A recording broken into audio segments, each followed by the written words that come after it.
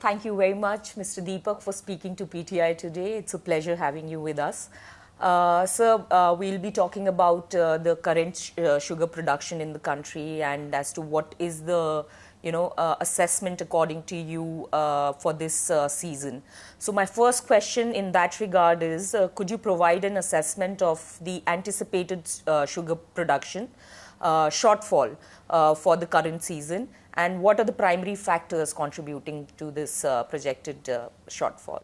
Thank you for having me on this PTI channel.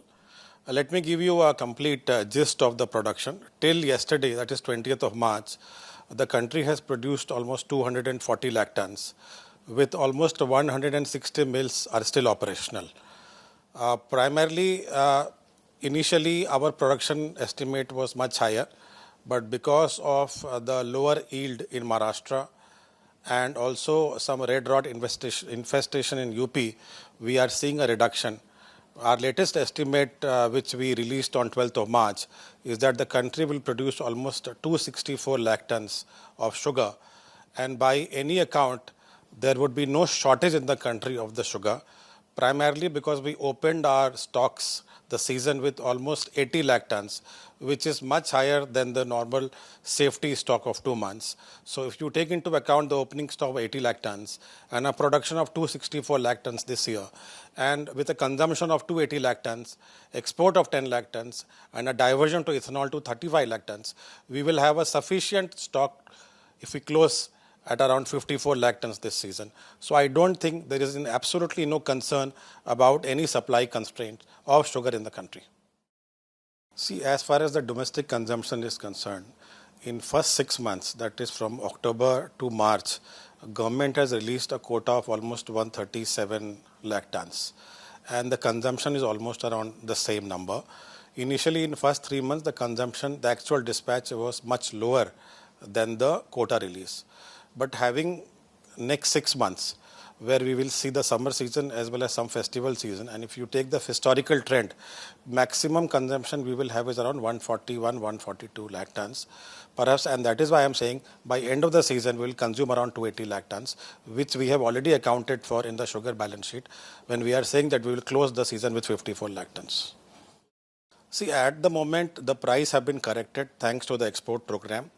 Because if you see in way back in December, the mills in Maharashtra and Karnataka were selling the sugar at much lower price, almost at their level of 33 rupees per kilo, which is much below the cost of production. The cost of production of sugar is around 40 rupees. And because of the export program, the domestic prices have corrected. Today, the Maharashtra is at around 38 rupees. And UP is around 40 rupees, which is perhaps just a right price.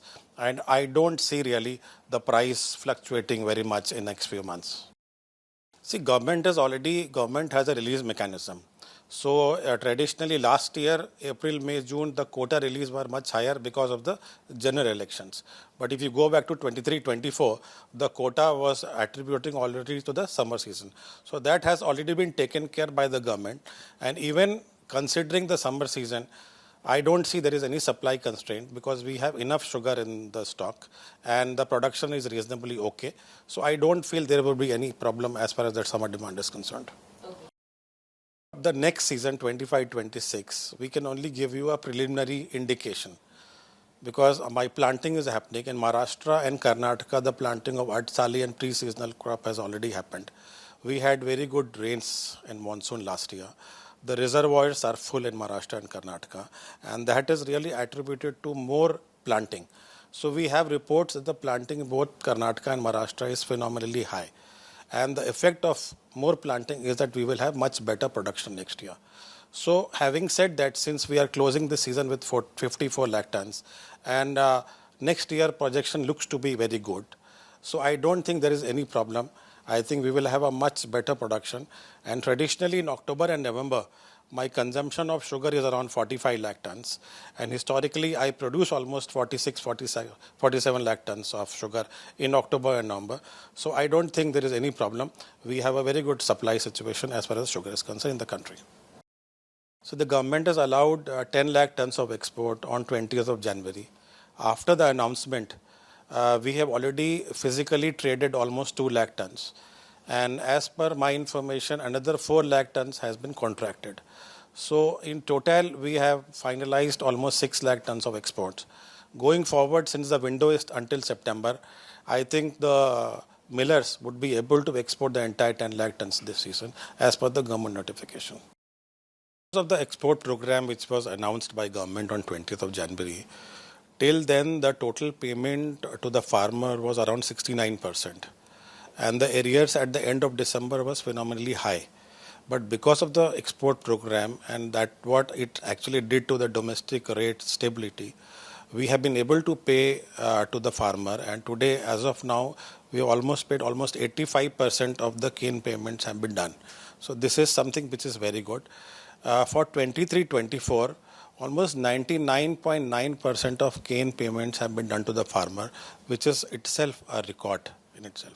So I believe that is really a very good advantage and benefit of the export program for the farmers. See, let me give you a background first. So last 10 years we have had this ethanol blending program supported by government policy, and it has done really wonders to the both the government in terms of reducing their forex and import, but it has also enhanced the income of farmers. In last 10 years, almost 1 lakh crore has been paid to the farmer because of the ethanol program. The second fact is that in last 10 years, the country has produced enough sugar to meet the demand of domestic consumers as well as the ethanol program, except 1 year which was around 2016-17, because that was an unusual year. 9 years consistently we are producing more.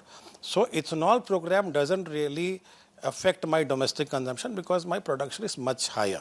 So there is no concern. Ethanol program has been a real boon for the farmers because they have become from Annadata to Urja Datas, and this is playing really a very good role in terms of enhancing the income of the farmer.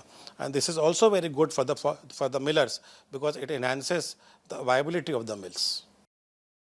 The entire ethanol blending program started by the government 10 years back, and because of a very good conducive policies by the government, the industry came forward and invested almost 40,000 crore in enhancing the capacity of producing the ethanol. And whenever there was an FRP increase, the government used to increase the price of the juice ethanol, B heavy and C heavy molasses. Unfortunately, that same continuity of revising the price vis-a-vis the FRP increase has not been done in last 2 years. Although my FRP has gone up by 11.5%, there has not been any corresponding increase in the ethanol price of juice and B heavy. So I believe it is a very important aspect which government must look forward, because my cost of production of ethanol is going high. So that corresponding increase and linkage establishment, that is whenever there is an increase in the FRP, there has to be an automatic increase of the ethanol price. So the government must look at linking as per the formula of FRP vis-a-vis the ethanol prices. I think this is a very important aspect which will ensure the viability of the mills in future. See, we are primarily working on many fronts. We are working on enhancing the productivity of sugarcane.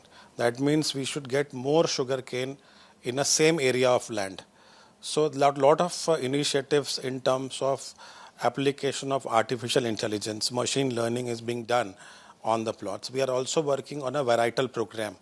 We are working with almost 25 mills across the country and trying almost 50 varieties so that we have better yield and better recoveries of sugar. We have been also working on various other byproducts. We are doing a pilot on the green hydrogen from bagasse.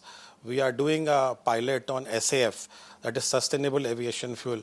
Recently, ISMA has started a life cycle analysis of alcohol to jet for making the sustainable aviation fuel, because there is a 1% mandate of blending SAF with aviation fuel, and by 5% by 2030. So ISMA has been working on various fronts to make sure that the industry becomes more viable and our earnings of farmer are much higher than what it is today. Thank you very much, Mr. Deepak, for speaking to PTI. It was a pleasure talking to you. Thank you very much.